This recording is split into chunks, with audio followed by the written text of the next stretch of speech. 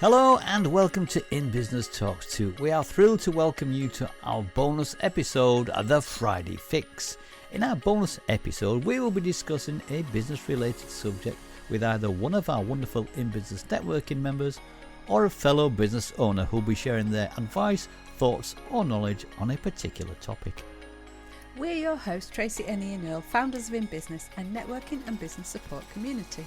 We host online and face-to-face events and we'd love to meet you, so why not come along? The link to book is in the show notes. Today's guest is Fliss Lee of Honest Folk, and Fliss gives your independent business the power to thrive just by being you. Welcome to our Friday Fix, and we have with us today the lovely Fliss Lee of Honest Folk. She is a brand coach and strategist. Welcome, Fliss. Lovely to see you. Thanks for having me. Welcome, Chris. Welcome. This is going to be a long episode. I can feel it. Sorry. Welcome, Fliss. Good to have you with us. I suppose we should start by asking you to tell us a little bit more about what you do, Fliss. Yeah. So as a brand coach, I help small service-based businesses to really communicate who they are, but in a way that's authentic to them, rather than copying everyone else in their industry. So it's about getting to grips with what you do, why you do it, how to communicate that, and then really understanding your ideal customers and how to reach them. And that's really the foundations of your brand. So it's not visual, it's your messaging and really understanding the essence of your brand before you do anything else. Okay. So as business owners, we all want to provide a great service. We want to be, wonderful for everybody. How do we go about creating like a great customer experience and a great customer journey? And why is a customer journey sort of map important? Well, so your brand is, I like to say your brand is your customer focused part of your business strategy. So your brand strategy is the customer side of things. And obviously a customer journey sits in there. And the reason why your customer journey is important is that it creates the best brand experience for your audience at every point that they interact with your brand. So right from the very first moment they see it through to after working with you, and then your sort of after sales, for want of a better word, they're getting the same experience and understanding that you are delivering on what you have promised as your brand. Right. So it really reinforces trust, and it helps people to actually go, yes, I'm going to buy from them. And then it also helps with recommendations and onward referrals, and repeat custom as well, because people will continually go back to you if they know that they are going to get an amazing service and it's going to be exactly the same every time you're there. If you think of brands like Premier Inn, you know what you're getting from Premier Inn. That's why you book a Premier Inn, because you think, well, it's reasonably priced and I'm going to get a really good comfortable night's sleep. Every single Premier Inn is the same. And that is all about the brand experience. Yeah. I've worked really hard on those different bits, and it's from the booking right through to your visit. Oh, right. So okay then. So how do you start to map out your customer journey then for your brand and identify the sort of the key touch points and pain points?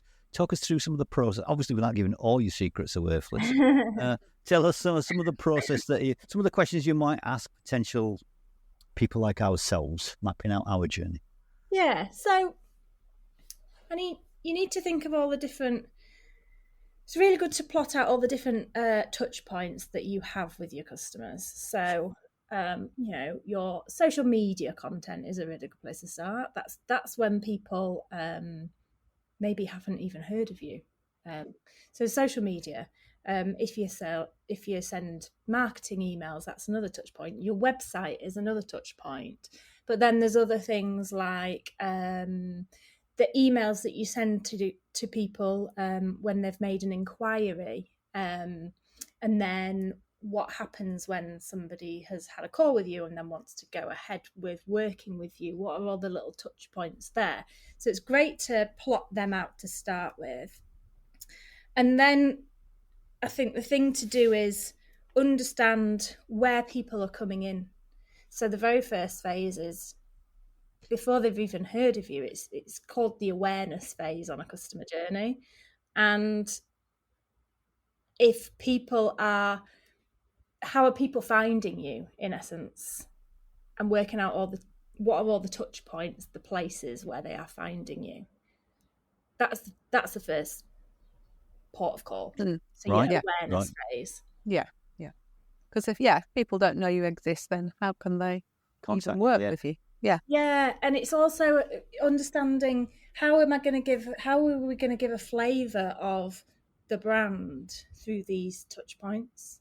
So how do you get your brand across through social media, and what are the little things? How do you use it, for example? So for me, I talk to people a lot and build relationships via social media. I don't just post, I'm having conversations with people.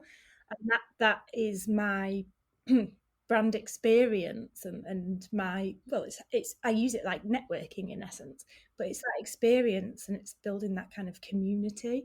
So just thinking about the little ways that you do that at that point. So it's starting with your awareness phase. What is it that goes in? Where are people finding you? Yeah. It could be your blog, for example, or your podcast. I'm sure your podcast is in that phase of your customer journey. It is, yeah. We're global. Did you know we're global? Just thought I'd mention that. We have listeners in Singapore and Japan. There you go. Oh, sorry, we digress. We digress. So from talking about the awareness stage, do you find in your experience people don't realise how many touch points they have within their organisation? Does that make sense? Are people surprised how people do access their company? Does that make sense? Yeah. Yeah, I think until you actually sit and plot out your customer touch points, you don't actually really think about it as a whole, do you? You know, you might think about your marketing. It's like thinking about your marketing strategy, isn't it? That's when you think about things as a whole. But a lot of small businesses aren't necessarily at that stage yet where they've put a huge marketing strategy in place. So they've not necessarily sat down and gone, how do people find us? So I think people can be, when they start building a bit of a list, they can be a bit surprised. But then it's also a really good opportunity to say, are these the right touch points? Where, you know, let's look at our customer. Where should they be finding us? And are we in the right places? Yeah. So it's a good time to review it as well while you're doing the process mapping, because this essentially is going to flow into creating your business processes as well. Right. It's quite, you can see kind of how brand threads through absolutely everything in your business, because to create a good customer experience you need processes, and this is where automation and things can come in to make it your life a lot easier. But mapping out your processes makes it consistent every time for every customer, and means that you don't have to remember what to do every time as well. It can just happen. Yeah, it's automatic. Yeah, I suppose that's the easiest way and the best way, is that you're providing the same experience every single time. If it's automated, it's the same experience every time, isn't it, that people are getting? Yeah. And you asked if people are surprised about the amount of touch points. I do find that when I'm working on brands with people and we start sort of talking about the journey, they're going, wow, you know, it's absolutely threading through everything here, and it's almost a bit of surprise at how many parts of the business are affected by working on the brand.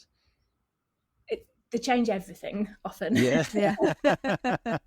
Yeah. So how do you sort of then align your brand story and your strategy with the sort of the customer needs on the journey and expectations at each point in the journey? How do you make sure that you are hitting the right touch points, if you know what I mean? How is there a way of do you look at things you should be doing and shouldn't be doing, or what? Yeah, so when you do your brand strategy, it sets out sort of your brand's personality and what your customers are wanting from you, how you want them to feel interacting with you. So that starts to thread into your customer journey, because you start thinking, well, if they want to feel understood, for example, are there little things you can do throughout the journey to send them an email, perhaps saying, oh, have you thought about this? Which could relate to some of the common problems your customers have, for example. Yeah. So it's what can you do at certain points that maybe shows them you understand them before they're even asking that question. And that's when people's that's what builds up the trust, because they think, oh wow, they really understand me. That's perfect, that's exactly what I needed. So you're preempting their problems. And it doesn't have to be anything huge. You don't have to have loads of things in there, but it can be really powerful to help that experience. And it all comes from your strategy and how you want to present yourself, and what your strategy sets out also what your customers are wanting and what they're needing. So it all fits in. And are there any sort of key touch points do you think that a brand should focus on? Are there any ones that stand out, any that are essential, if you like, to help build that customer experience and the journey? Does that,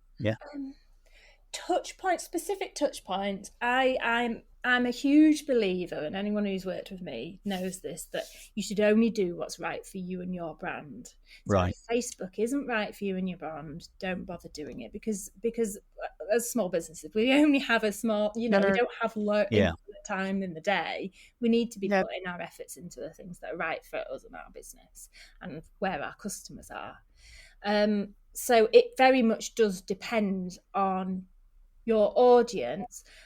But the thing I've plotted out quite a few customer journeys with clients, and small businesses always tend to focus on the marketing and the very early on stages of your customer journey. But one of the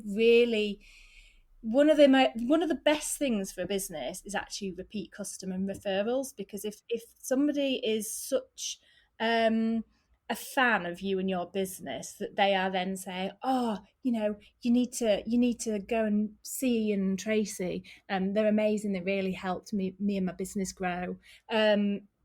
You're not putting the effort in there. That's someone else doing the marketing for you. It's the end of the journey that is actually really important, because that's where you can nurture your existing customers and really remind them of why they love you, and then they'll rave about you, and they might come back to you as well. And that is really key, because it takes a lot less time and money to do that. So if you get that working really well, you'll have to. I say it costs more money to acquire a new client than to get repeat business. It does. Basically, and it's really amazing. I get quite a lot of clients from just my clients saying, oh, you need to speak to Fliss, when somebody said something about their problems. And that is brilliant, because I don't have to be doing the work to get them. You don't have to be salesy, do you? You don't have to be salesy, do you? That's right. That's it. You don't have to be salesy. That's happening. And you can build things in your journey to make that happen. You can have regular catch-ups with your clients once you finish working with them, or you can ask them, you can actually physically ask them, can you refer me? Find the best way for you and your business. So focusing towards the end is actually a really good starting point, rather than focusing on the beginning. So after the awareness stage, what would be the next step of the journey? So it can change. So you've got awareness, and then you've got the stage where there's many different names for it. It's where they're interested. You could call it interest, for example. They're going, oh yeah, that's what I need. And they're probably looking at you and your competitors and comparing you. So that's really good to think, like, what can I do that might pique their interest more than others. So this is where they might have already signed up to your mailing list and various things like that. And then you've got inquiry stage. So if you, so they're saying, I'm really interested in working with you. What happens at inquiry stage? What do you do? If you have a call with them, are there emails before and after the call, that sort of thing? Do you send proposals or do you send information about your services? And then how do you follow up after that sort of inquiry to get them to then purchase, which is the next stage? So what happens at purchase? How do you onboard them?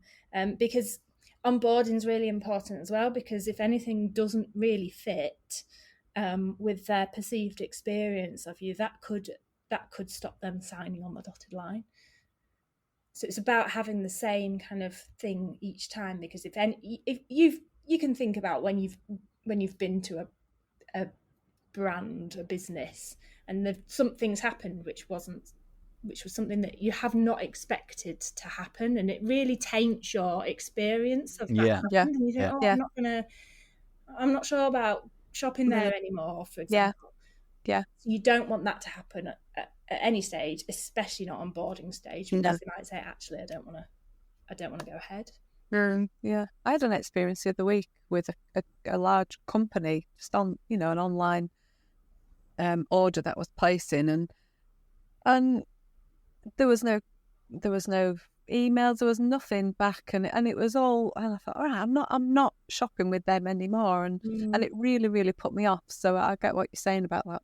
That experiences like that are really good to show how actually being attentive is important. People do say to me, oh, but I don't want to bother people. You don't want to bother people, but you also want them to know that you've got an order, or you care, and that you're working on it, for example. Yeah, I'd signed up to the emailing list to get, I don't know, a discount on something or a free something. I don't know what it was, but I never received the initial email. I looked in the spam, I looked in everywhere. And when I sort of got on the chat, we were like, well, sorry, that's it. There was no, what can we do to make it right? There was nothing. It was a tough cookie, basically, wasn't it? Well, yeah. You've not got the email. Yeah.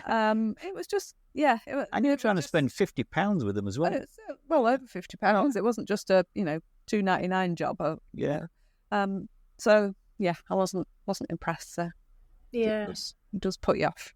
It does. It really does. So it is really important to just think about these little things. Can you think of any big organisations in your experience, with like a spot on customer journey experience? What have you come across? I mean, you'll be able to spot these things. What you've been She's mentioned the Premier in being the whizzy person that you are on branding. I mean, you'll spot whether is it right? Yeah. Yeah. Wow. I feel like I've been put on the spot here. Sorry. I can edit this bit, by the way, Fliss. I'm trying to think. There's some brands where you get really good emails. Did you want to talk about? Is it Patagonia, the clothing company? Was it you who talked about them? No. Yeah, but I don't know what the customer journey is. Oh, no. I've got one. So I order dishwasher tablets, laundry, liquid tablets, and a surface cleaner spray from a brand called Smol, SMOL. And I mean, they're a great example of a brand who really thread values and connect with their customer through values. So I love this brand. But they send you emails to say that your order is about to be sent out. But the great thing is they send you an email a few days before you're due to be charged, because if you've still got loads of dishwasher tablets, which I regularly do, and you can pause it, and you can delay it for a week, or you can delay it however long you like, and that's really useful because they're constantly saying, do you actually need these? They're not actually saying that, but they're saying, we're sending these out soon, you can change your delivery date if you need to. And then as soon as they've been sent out, they send it out to you. So I think they're really good, and just the language they use as well is really on brand at every email you get. And I recently melted my spray bottle from small. I put far too hot water when I was making this cleaner. So I just went on and I emailed them just to say, oh, can I buy a new one? I've melted mine. And they got back to me straight away, and they were really good. They said, oh, yeah, it's this much. If you're happy, we'll just charge your card. And it was sent out straight away. And I just thought the service was was really good. It wasn't hard. I wasn't waiting for about 48 hours. It's what I come to expect from them. Yeah. But getting it right like that means you're an advocate for that company then, doesn't it? It's if you get it right, like you said earlier on, people shout and rave about you, don't they? Which is the ideal, isn't it, really? Which is where we all want to be with our business, isn't it? People talking about you, I mean, I'm always using them as a great brand example for many reasons. So it works. It really works. Yeah. And if you to give, I don't know, a top tip for anyone thinking about mapping their customer journey, what might that be? What should they really think about? My first top tip is break it down into small chunks, because otherwise, it can feel quite a big thing to embark on. So don't be too worried about just doing it in small steps. And then I find it's really good to do visually. So you might want to do it on a big piece of paper, or using Post-it notes, or I use an online mood boarding tool called Miro, which is really good for plotting out your customer journey, because then you can visually see every step.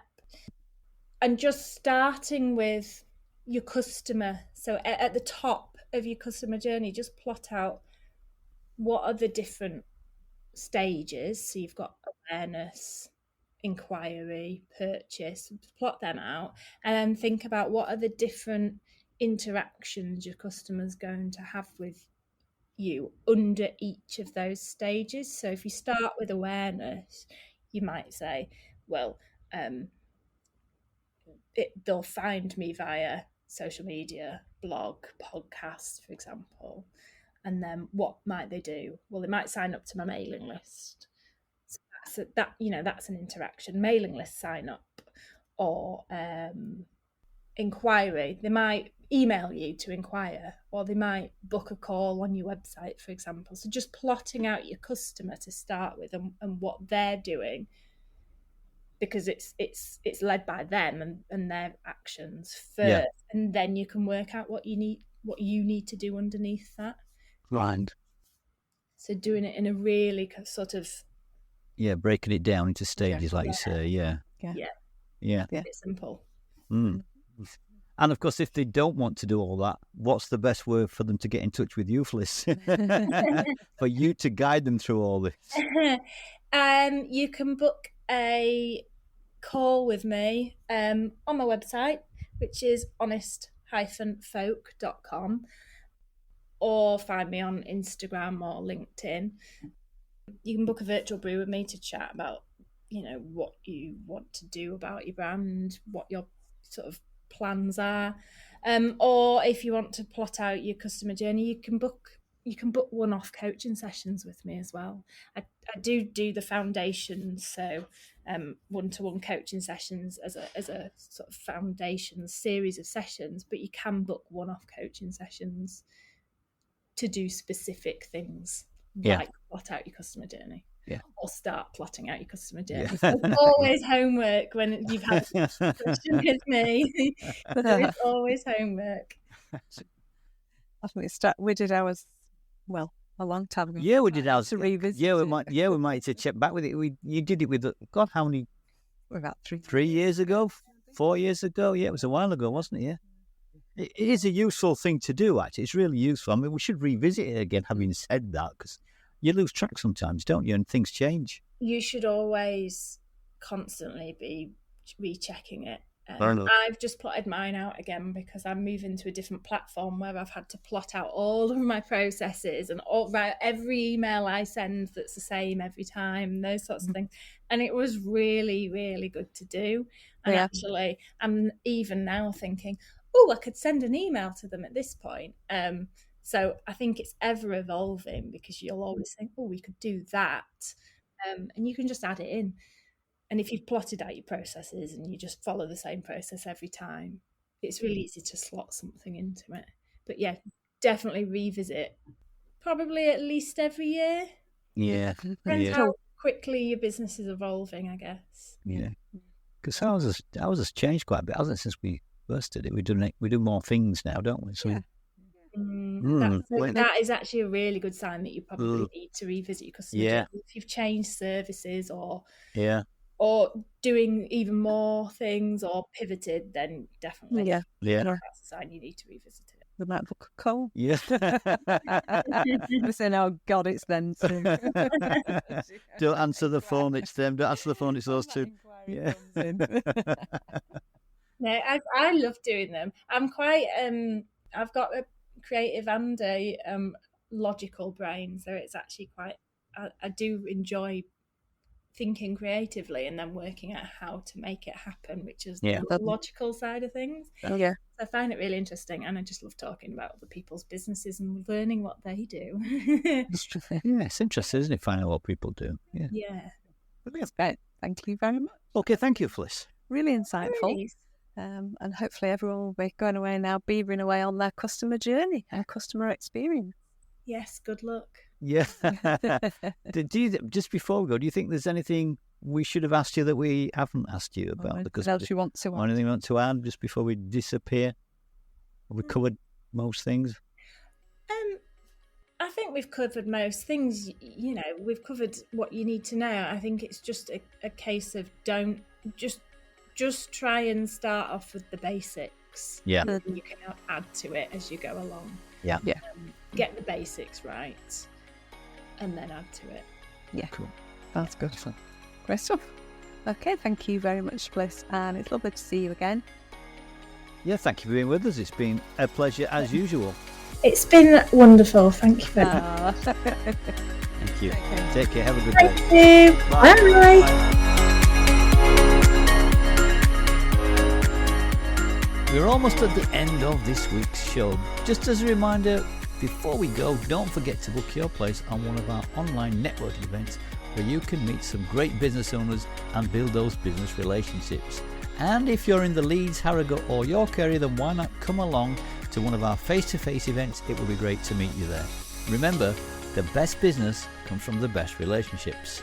And the link is in the show notes.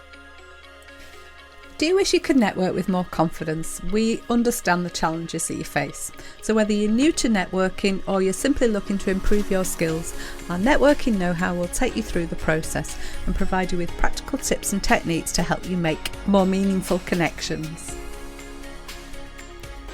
We'd also like to mention our books, which are available on Amazon. How to Improve Your Business Networking Skills, 52 tips to help you with your networking, and our Notably Networking one-to-one networking notebook, a place to keep all your notes from those follow-up one-to-ones.